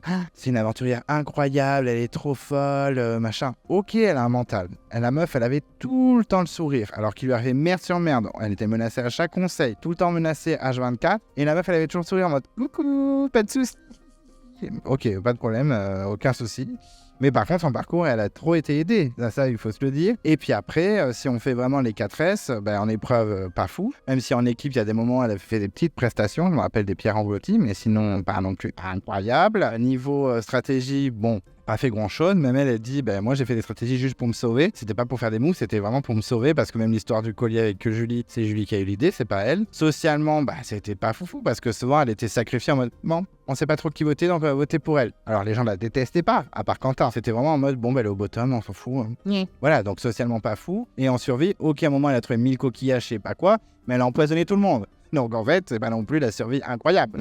Donc enfin ouais, tout ça pour dire que la Tania, c'est assez en dents de scie, beaucoup trop aidée, donc malheureusement, je n'ai pas pu la mettre ailleurs que bien, mais pas top. Oupsie, alors que je l'adore. Je l'adore, je la trouve super souriante, je l'aime beaucoup. Mais je pouvais pas la mettre ailleurs, c'était pas possible. Je ne peux pas la mettre ailleurs, on va pas se mentir. Désolé Tania, ton parcours est trop chaotique. Vraiment désolé. Désolé. Et ensuite, pour finir, on retrouve notre gagnant, Frédéric, enfin le gagnant de la saison. Je dis notre gagnant. Ça se trouve, il y en a, ils vont dire c'est pas mon gagnant. Hein. En tout cas, le gagnant de la saison officielle, Frédéric. Et donc, c'est vrai que c'était un aventurier plutôt intéressant. Moi, honnêtement, je l'ai pas trouvé du tout attachant. Pourtant, j'avais bien aimé son portrait au début. Et après, au fil des épisodes, j'étais en mode, en fait. Et je sais pas pourquoi, j'ai pas d'argument, je l'ai pas trouvé du tout attachant, j'ai pas du tout adhéré à ce candidat. Par contre, son jeu était très bon. Sur les épreuves, il était bon. En survie, je sais pas s'il faisait des trucs comme tous les autres, hein, mais je pense qu'il se donnait un petit peu. Ah si, il faisait pas mal de la cuisine. À chaque fois, j'oublie ça. C'est un peu le cuistot de koh Lanta, le feu sacré. Donc il faisait la cuisine. Socialement, franchement, il tient la route. Il a eu qu'une seule voix contre lui dans toute l'aventure, donc vraiment chapeau. Donc non, il est complet, il est comme Nicolas, il a les 4 S. Moi, c'est juste que je l'ai pas du tout trouvé attachant. La stratégie, c'est lui qui dominait toute la saison. Peut-être que si Alexandre était resté, ça aurait été lui, mais non. Malheureusement. Mais Frédéric, voilà, stratégiquement tenait la route de A à Z, à part peut-être, oui, les cheveux longs et le collier de Julie. À ce moment-là, il était en mode même lui, il a avoué, il était trop à l'aise, il était trop détendu, voilà, un excès de confiance clairement. Mais quand même, stratégiquement, si on fait une globalité, c'est lui qui dominait. Il avait bien toutes les cartes en main. C'est juste qu'à un moment, les filles, elles ont fait waouh, c'est une blague. Mais sinon, il maîtrisait bien le jeu. Et ce que j'aime beaucoup chez lui, c'est que c'est un stratège assumé. Vraiment, il le dit dès le début, même face caméra, même auprès des autres candidats. C'était beaucoup plus assumé que Quentin, en tout cas. Et qui est validé par le jury. Parce que tout le jury vote pour lui, alors qu'il a éliminé presque chaque personne qui se retrouve en face de lui au conseil final. Il a quand même un assez beau parcours. Et j'ai pas pu m'en empêcher, alors que Dieu sait, je suis pas forcément fan du personnage. Je l'ai mis dans crème de la crème avec Nicolas, je pouvais pas faire autrement. C'est quand même les deux candidats les plus complets de la saison. C'était tous les deux de bons gagnants quoi qu'il arrive. Si ça avait été Tania ou Julie, ça n'aurait pas fait de très bonnes gagnantes, surtout Tania. Donc voilà, je pouvais pas faire l'hypocrite en disant non, je l'ai mis dans Bel Aventurier, c'est nul. Non, c'était quand même un bon candidat, assez complet. Il s'est fait avoir 2 fois, je suis d'accord. Mais voilà. Donc je trouve que Frédéric est un bon gagnant. C'est pas forcément mon préf all time et tout, mais soyons objectifs, c'est un très bon gagnant. Donc chapeau Frédéric. Et voilà, j'ai donc terminé la tier list. Donc j'espère que vous êtes plutôt contents. Mais une petite surprise. Eh bien oui, effectivement, j'ai une petite surprise pour vous. Je vous l'avais dit. Et il y en a qui l'avaient deviné. Bon, c'était pas non plus le mystère du siècle. C'était pas le triangle des Bermudes des devinettes. Je vais donc faire le top et le flop de koh Lanta, le feu sacré, avec le guilty pleasure, bien sûr. Et donc c'est parti, on va faire donc le top et flop de cette saison. On va faire comme ça à chaque nouvelle saison. Comme ça, je vais pas attendre 10 ans de faire 10 autres saisons pour faire la vidéo volume 3. Donc c'est la petite surprise, donc c'est parti. On va commencer par les tops parce qu'on commence toujours par le positif. Et en 3e position, j'ai mis Martin. Martin, qu'on n'a pas assez vu, hein, je vous l'ai dit, je suis dégoûté. Il a été éliminé par un abandon médical sur une épreuve à cause de sa cheville, de sa jambe, de son pied. Je ne sais plus de quelle partie, mais en tout cas, c'est à ce niveau-là. Enfin bref, tout ça pour dire que je le trouvais super sympa. C'était ma drama queen. Vraiment, j'aimais beaucoup ce qu'il dégageait. Même s'il faisait un petit peu bobo sur de lui, qui faisait que râler, mais moi, j'aimais bien. Vraiment, j'aimais bien. Le seul truc qui me dérangeait vraiment avec lui, c'était son côté pro-mérite. C'est un peu dommage, j'aurais bien aimé qu'ils suivent Alexandre et puis qu'ils suivent les stratégies pour éliminer Elena, même si Elena, j'ai fini par apprécier. Mais en tout cas, je trouve que c'est un bon candidat. Je l'ai trouvé super sympa à suivre. Ça m'a fait vraiment chier quand il s'est fait éliminer par son abandon. En plus, quand il était chez les jeunes, qui était un peu dans la mouise, même si ça m'a fait beaucoup rire que Grace en avait ras-le-bol de lui, j'avais très peur pour lui qu'il se fasse éliminer. Je pense que Christine et Julie auraient sûrement été sacrifiées avant lui, à moins que Grace manipule tous les garçons. Mais en tout cas, je trouve que c'était un bon candidat. Je suis un peu déçu qu'il n'ait pas tenu plus longtemps. Et je serais ravi qu'il revienne dans un All-Star. En tout cas, bon candidat. Je peux comprendre qu'on ne l'apprécie pas, mais moi, j'avais beaucoup apprécié. On croise les doigts. Peut-être un retour de Martin dans l'aventure. Ensuite, en 2e position, ça va pas vous surprendre, j'ai mis Nicolas. Nicolas qui est donc, comme je vous le disais dans la vidéo, l'homme parfait. Vraiment, il a tout pour lui. Il a une superbe femme, il a des super enfants, il est beau gosse, il réussit dans sa vie. Il est physiquement très solide. Enfin, il est incroyable et en plus il est adorable, tous les candidats le disent, donc au bout d'un moment c'est que c'est la vérité et je pense qu'il n'a pas fait le fake comme certains d'entre vous peuvent le prétendre. Mais bon, en tout cas, je trouve que c'était un super candidat à suivre, hyper attachant, vraiment moi j'ai adoré de A à Z, donc voilà, je peux pas dire de défaut parce que j'en ai pas trouvé. Le seul truc qui pourrait pêcher, c'est oui, c'est fait avoir 2 fois stratégiquement et moi je m'en moque, on n'est pas là pour faire le meilleur stratège, on est là pour le candidat qu'on aime le plus, c'est mes tops. Donc moi Nicolas, j'ai adoré depuis le début, je vous ai assez bassiné avec ça, même si par moments j'ai trouvé trop parfait, trop lisse, etc. J'ai aimé quand même dans la globalité, vraiment j'ai trouvé top et ça m'a un peu fendu mon cœur que Frédéric ne le choisisse pas, même si c'est un super move de Frédéric et j'aurais fait la même chose. Donc c'est pour ça d'ailleurs que Frédéric est dans Crème de la Crème, parce que meilleur choix ever d'avoir choisi Tania. Et c'est vrai que dans ma review de la finale, j'avais dit, mais par contre, je comprends pas pourquoi il a promis à Nicolas alors que du coup, il l'a pas choisi au final. Mais en fait, bien sûr, il lui a promis pour qu'il soit sûr que Nicolas fasse de même. En tout cas, Nicolas, j'ai adoré. Donc, deuxième de mon top, clairement, de Feu Sacré. J'ai grave kiffé. Et ensuite, en première position de mon top, mais qui ça peut bien être? Mais qui ça peut bien être? Mais qui sont-ce qui est dans première place? Ben, sans surprise, Alexandre, mon petit stratège des rouges. Je l'adore. Voilà, je l'adore. Il y a des fois, on a des coups de cœur, on ne sait pas pourquoi c'est comme ça. Pourtant, son portrait, j'avais bien aimé, mais sans plus. J'avais juste aimé le fait que ce soit un monsieur tout le monde et pas une machine de guerre. Et je m'en fous qu'au niveau des stratégies, il ait fait un peu n'importe quoi et qu'il s'est trop affiché dès le début. Je m'en moque. Honnêtement, je m'en moque. J'adore ce candidat. Je le trouve super attachant malgré tout. Hyper joueur. Ça, j'aime bien les candidats hyper joueurs. Il avait des bonnes punchlines à l'écran. Franchement, moi, j'aurais trop aimé faire l'aventure avec lui. Ça aurait été grave drôle. Moi, clairement, je l'aurais suivi. J'aurais dégagé les grosses machines comme Elena. Moi qui suis une grosse patate dans les épreuves, je pense que j'aurais fait oui, ça dégage. On élimine les plus forts. Donc, vraiment un super candidat. Je l'adore. J'espère grave qu'il va revenir, je croise les doigts, mais bon, il a quitté l'aventure au bout de 3 épisodes, donc ça va être un peu compliqué. Mais je me dis, en 3 épisodes, il a grave marqué les gens, même là, sur le tournoi, il était dans les 4 derniers, donc vraiment chapeau à lui, d'ailleurs, hein, bravo. Vraiment, j'espère qu'il va revenir, j'espère que la production m'écoute et se dit, oui, il faut que Alexandre revienne, s'il vous plaît. Mais si vous faites un Heroes vs Villain, vous le mettez dans Villain, ça peut être un super candidat. Moi, j'ai adoré, vraiment, j'ai adoré de A à Z, j'ai trouvé super, hyper attachant, hyper souriant, malgré ses coups de stratégie. Il m'a fait rire sur les épreuves, il était clairement pas nul en plus. Moi, c'est vraiment un aventurier avec qui j'aurais aimé être sur l'île. Donc, gros coup de cœur pour Alexandre. Vraiment, je serais ravi de le revoir. Je croise les doigts, j'espère. En tout cas, gros coup de cœur sur Alexandre et Team Alexandre jusqu'au bout. Et donc c'est parti maintenant pour les flops, donc ça c'est le moment négatif. Avant de vous dévoiler les noms, je dis bien que c'est les candidats et pas la personne, hein. On juge les candidats, pas la personne. Et en troisième position, j'ai mis Grâce. Oui, je sais, c'est choc, c'est un peu un blindside. C'est un peu choc, j'avoue, tout simplement parce que c'est ma plus grosse déception de toute l'aventure de Koh Lanta, de tout Koh Lanta all time. C'est ma plus grosse déception. Vraiment choqué par son attitude aux ambassadeurs, choqué par son abandon. C'était une grosse déception, c'était la chute libre. Je suis descendu de 10 étages alors j'étais le premier à la défendre quand tout le monde disait qu'elle était désagréable avec Martin et compagnie. Là, non, vraiment, ça m'a choqué. Pas de haine. Clairement, j'ai dû gratter pour trouver la troisième personne que j'aimais le moins parce qu'en vrai, je la déteste pas, mais c'est juste parce que c'est une grosse déception de malade. Donc, désolé, Grâce, je te trouve très sympa au début de l'aventure et dans ton portrait, mais tu m'as vraiment déçu sur les ambassadeurs. Ton attitude, faire ta queen comme ça, à clasher tout le monde pour ensuite abandonner. Ah ouais, j'ai vraiment eu du mal. Je suis très déçu. Voilà, c'est juste de la déception. C'est le mot. Grâce, déception. Désolé. C'est un peu violent, troisième de mon flop, mais franchement, j'ai pas supporté la déception. Ça a été les chutes de l'enfer.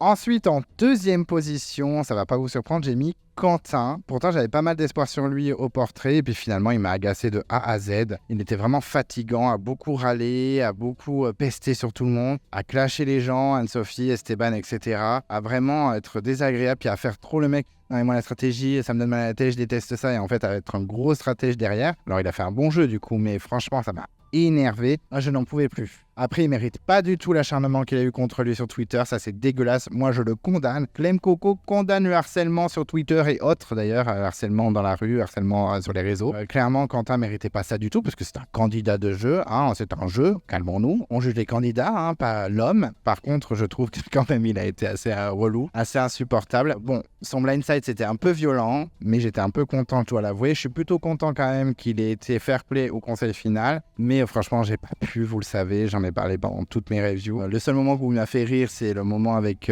Frédéric où il était en mode lune de miel. Ça m'a buté. Pourtant, il a une tête assez rigolote et je pourrais le trouver assez attachant. En fait, il m'a fatigué, toujours à pester, à râler, à s'acharner sur la pauvre Tania. Ça m'a un peu énervé. Mais bon, c'est comme ça. Mais voilà, Quentin, c'était pas possible. Deuxième position, sorry. Ensuite, en première position, ça va pas vous surprendre, j'ai mis Anne-Sophie. Anne-Sophie, vous le savez, moi j'y arrive pas, j'accroche pas. Pourtant au début j'y croyais, hein. Dans le premier épisode elle me faisait un petit peu rigoler. Et puis au fil des épisodes fatigants, t'as éliminé les bons candidats comme Alexandre, Tania, Rudy, en disant « Ah, vous êtes trop faible, j'élimine les plus faibles, je suis pro mérite. » Mais c'est toi la plus faible, Anne-Sophie. Je craque.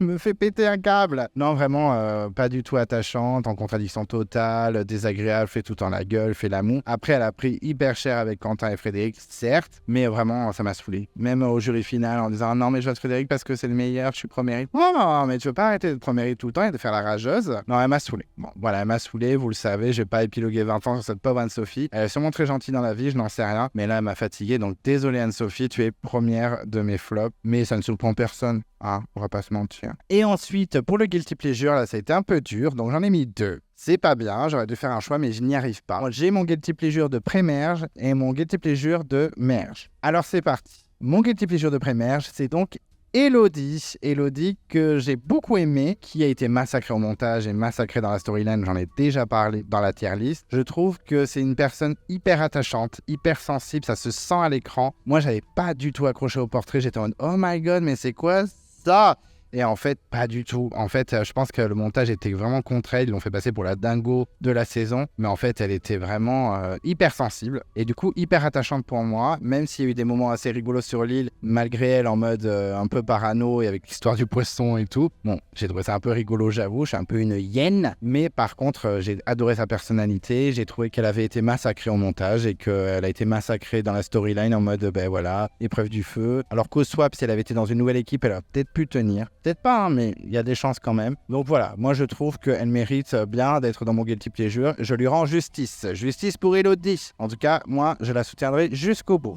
Et mon deuxième guilty pleasure, ce sera pas une surprise non plus, j'ai mis Tania. Pourquoi j'ai mis dans le guilty pleasure et pas dans mes candidats préférés? Tout simplement parce qu'elle a été trop aidée par la production de A à Z. Ça, on va pas se mentir. Ça a été dit et redit, et je le redis, elle a été aidée de A à Z, et clairement dans l'aventure elle était pas du tout incroyable, mais quand même je la soutiens. Moi elle m'a fait vraiment rire, j'ai aimé la suivre dans l'aventure, j'ai trouvé super solaire et avec un mental assez colère parce qu'elle était tout le temps menacée. Elle souriait quand même quand elle pleurait elle souriait, et ça c'est ce qu'on aime dans Koh Lanta. Moi j'aime les gens solaires, j'aime les gens qui sourient tout le temps, j'aime les gens qui ont un mental qui font pas toujours gna gna gna gna gna gna. Ça me saoule. Moi j'ai aimé ça, la meuf elle était tout le temps menacée, certes elle a été aidée par la prod et c'est pour ça que je l'ai pas mis dans mon top. Mais honnêtement, elle a pas lâché quoi. Tout le temps souriante, tout le temps positive. Les gens, ils la dégagent tout le temps sans limite. Ils s'acharnent sur elle. Donc Quentin, elle lâche toujours pas la mode coucou. On la sent sincère. Il y en a qui disent qu'elle est pas sincère. Moi, je la trouve sincère. Donc voilà, guilty pleasure, clairement. J'ai aimé la suivre. Certes, j'ai été le premier à dire qu'elle a été trop aidée et qu'elle n'a pas un parcours incroyable, ou en tout cas qu'elle a un parcours beaucoup trop atypique. Clairement, elle n'a pas lâché, souriante. Moi, j'ai adoré la suivre. Un petit rayon de soleil, un petit sucre dans cette saison. Donc Tania, même si tu es surcotée, moi, je te mets dans mes guilty pleasures. Et donc voilà, ça y est, j'ai terminé ma tier list avec ma petite surprise des top et flop et guilty pleasure de la saison. J'espère que vous n'êtes pas trop choqués des catégories ou en tout cas de la place des candidats. N'hésitez pas à réagir, n'hésitez pas non plus à donner votre avis si vous n'êtes pas d'accord ou si vous êtes d'accord, les deux ça marche, hein. Vous pouvez donner votre avis. Vous pouvez faire votre tier list dans les commentaires, ça peut être sympa, ainsi que vos top, vos flops et votre guilty pleasure, hein. On va pouvoir en discuter, j'attends vos commentaires avec impatience. En tout cas, on n'hésite pas à réagir. J'espère que la tier list n'était pas trop longue. Merci de m'avoir écouté jusqu'au bout. Si vous ne voulez pas louper les prochaines vidéos de Clem Coco, qu'est-ce qu'on fait? On s'abonne à la chaîne. On n'oublie pas de déclencher la cloche de notification si on ne veut rien louper. Vous pouvez vous perdre dans l'onglet communauté. Il y a des posts, il y a des enquêtes pour les interviews, il y a des tournois, donc on n'hésite pas. Vous pouvez mettre un pouce bleu à la vidéo, ça fait toujours plaisir. En tout cas, moi, ça me fait plaisir. Vous pouvez me suivre sur Instagram, je suis sur les réseaux sociaux. Et d'ici là, je vous dis à très vite et je vous embrasse.